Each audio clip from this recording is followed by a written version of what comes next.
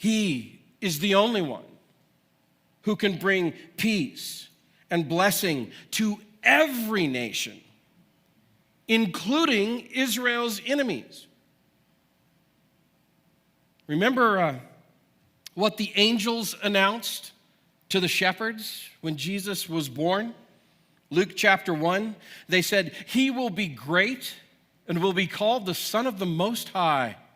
The Lord God will give him the throne of his father David, and he will reign over Jacob's descendants, Israel, forever, and his kingdom will never end."